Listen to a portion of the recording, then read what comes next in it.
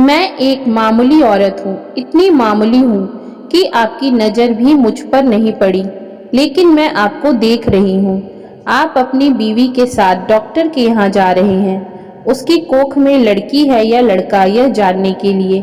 असल में आप अपनी लड़की की हत्या करना चाहते हैं, कोख में ही।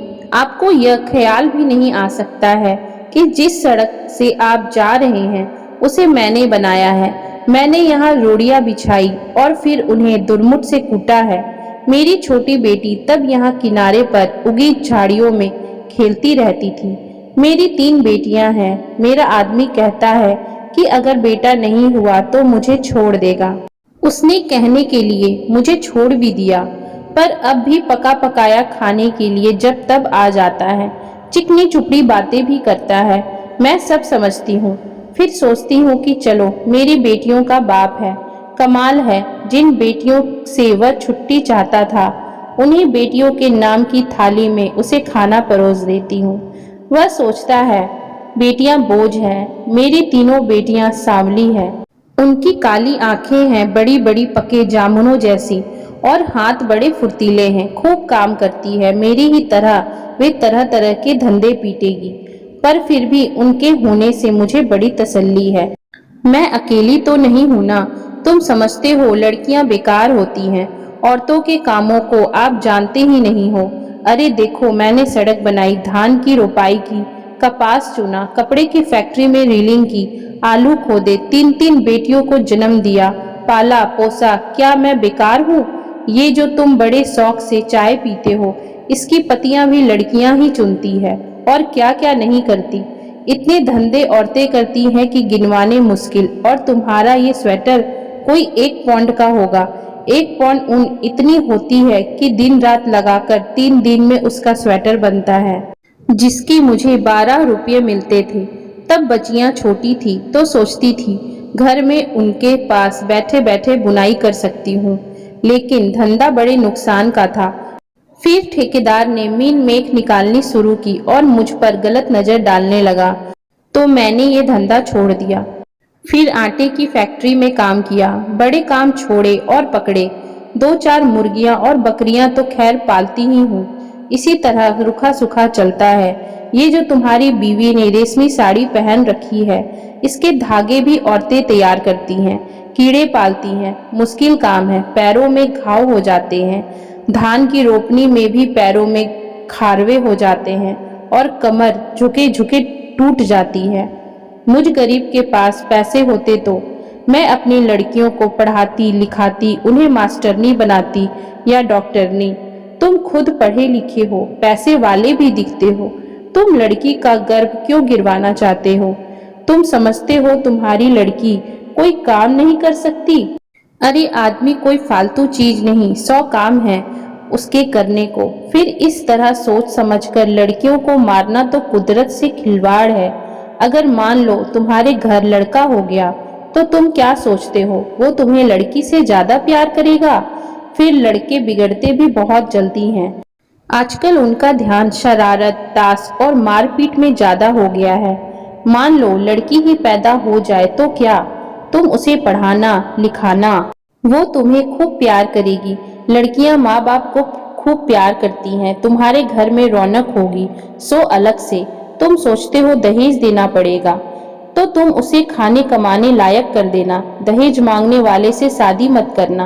हो सकता है अपने आप ही ऐसा लड़का मिल जाए जो बिना दहेज के शादी कर ले। अगर न मिले तो क्या, वो कमाएगी खाएगी और तुम्हारा सहारा बनेगी। हो सकता है वह तुम्हारा नाम रोशन कर दे। तुम्हारे लिए क्या पैसा ही सब कुछ हो गया है, या दुनिया का डर अपनी बेटी से भी बड़ा हो गया है? आखिर तुम अपनी बेटी को प्यार तो कर ही सकते हो, और बेटी भी तुम्हें प्यार कर सकती है। माँ बाप और बच्चे का इतना ही रिश्ता बहुत होता है।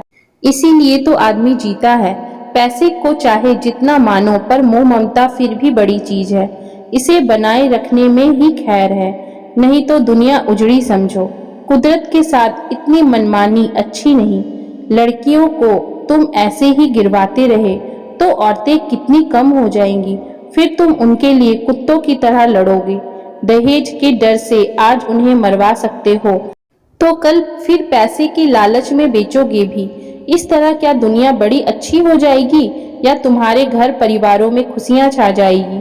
तुम जो रेशमी साड़ी पहनकर इसके साथ चली आई हो, इससे इतना डरती क्यों हो? सोचती हो यह तुम्हें छोड़ देगा? ये मिचमिची आंखों वाला अगर तुम्हें छोड़ भी दे तो क्या तुम मर जाओगी? मैं तो पढ़ी लिखी भी नहीं थी, मैं तो तीनों से नहीं डरी। आदमी ने छोड़ने की धमकी दी तो कह दिया छोड़ दो। अब भी मेहनत कर खाती हूँ, तब भी मेहनत कर लूंगी। पर वो क्या मुझे छोड़ पाया? हम औरतें बड़े काम की हैं, हमें ये ऐसे ही थोड़े छोड़ सकते हैं। परिवार की जरूरत तो इन्हें भी है, नहीं तो हाफते हाफते मर जाएंगे। कोई पानी देने वाला भी नहीं मिलेगा। मैं तो कहती हूँ बेटी भी पैदा करो, दहेज भी मत दो और डरो भी मत। देखना दुनिया ऐसे ही चलेगी, इससे अच्छी चलेगी। दाब धौस कुछ कम ही होगी। मेरी बेटी ने कढ़ाई सिलाई सीखी है, वो न होती तो फिर क्या होता? मैं तो दुनिया में धंधा पीटती मर जाती। अब भी मेहनत करती हूँ पर मन में खुशी भी है। मेरी 3 लड़कियां खूब हुनर वाली है, कोयल जैसी आवाज है उनकी, सुनने से थकान मिट जाती है। ना करे कोई शादी, अपनी जिंदगी भाड़ बनाएगा और जो शादी करेगा सो भागवान होगा। चलती हूँ, ये ठेकेदार आता दिखता है, आंखों से कम सूझने लगा है। ये जो लिबर्टी सिनेमा है ना, इसे गिराना है। मालिक यहाँ पूरी बाजार भर दुकानें बनवाना चाहता है। यही मलबा ढोने का काम करूंगी। काम तो ठीक है, मैंने बहुत किया है, पर इसके सामने ये डॉक्टर की दुकान है।